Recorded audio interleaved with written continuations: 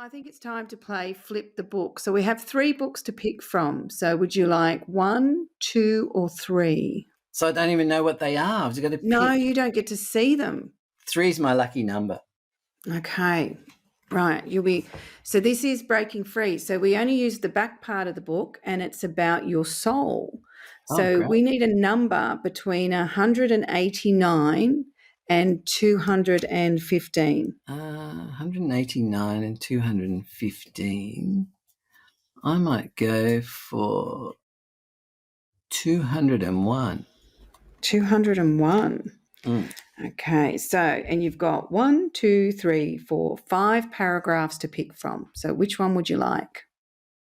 3. And interesting enough, so this is about core essences. So core essences are the natural energy within your soul. So we've all got them and we've all got all of them, but some of them are prominent at different times too. It doesn't necessarily have to be, we're evolving and we're moving in different circumstances, different core essences come to the forefront. So at the moment, what we've pulled up is independence. Independence is the ability to freely experience life as a soul, uninhibited by negative judgment or opposition to truth. Independence is not isolation. It is sharing the truth of yourself and choosing not to lose the sovereignty over your own soul. Independence, I like this for you.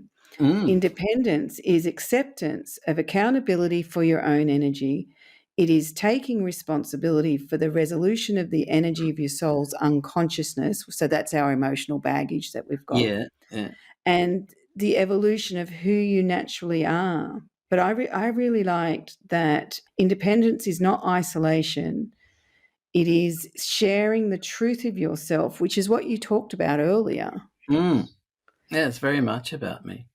Yeah, and choosing not to lose sovereignty over your own soul, which is for you, it's about not losing the sovereignty over the work that you produce, I suppose. That's it. Yeah. True. And has that, do you think that you had a lot of opposition to your work to start with and that you really had to hold on to valuing your own style? Yes, in the sense of when I was a young fella in school, drawing was very much part of my life, and I never felt good unless I was might be in the middle of the night drawing, sketching, God knows what. Even had some aunties at a big reunion say, "We always knew you'd be an artist.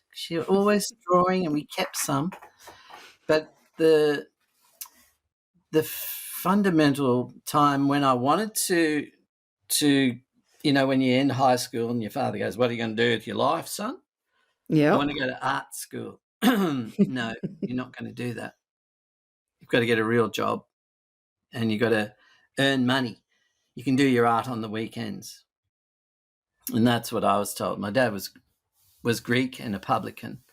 And, I love him. He's gone to heaven now. But, even as much as I hated that advice, I did have art as my parallel reality with my career. I went into the aerospace industry as an engineer. So, right through my career, I always had my art with me. So it was great advice, and it also it somehow balanced the two sides of my head, if you know what I mean. Kept your feet on the ground, kept you grounded. Yeah, I was pretty technically aware as well, because I love the beauty in the man-made and things like that, and aircraft especially.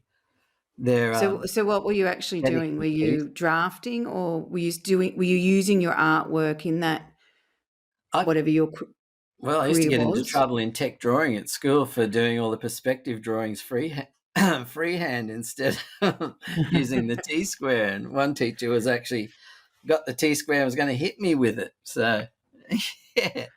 But it's helps me to see things a bit more, because in engineering, we were talking about tunnel vision before. Yeah. A lot of engineers get tunnelly visioned.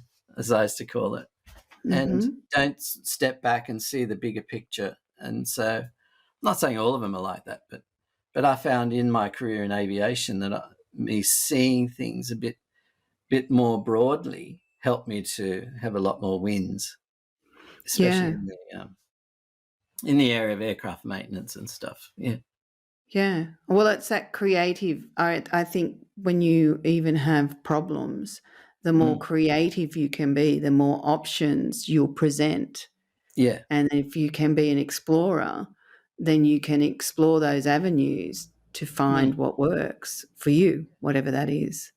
It was good. So, And I've sort of joined the two things up in a series of works, which was the pseudo symbolism about the craziness of consumerism, where people in my paintings were at that moment where they've finally got the much wanted object, which was a highly manufactured object made of usually of expensive stuff.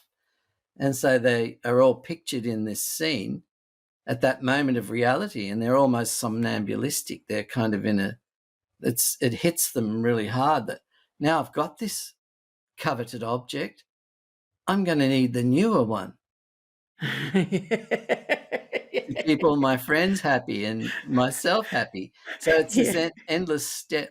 But I utilize chunks of airplanes and strange mechanical objects in these paintings to have that message, that narrative. Well, that's interesting. I remember a lady telling me that she used to walk past jewelry stores and she'd pick out a piece of jewelry and she'd be like, it's beautiful, I want it. Mm, And then as soon as she'd purchase it, she'd mm. wear it once and then she'd think, oh, it's mine. It's no good now. I need other people's stuff. That's She actually exactly. thought, that. I was like, so she said I could covet something for weeks and go, yeah, I'm definitely going to get that. That's Mm. beautiful.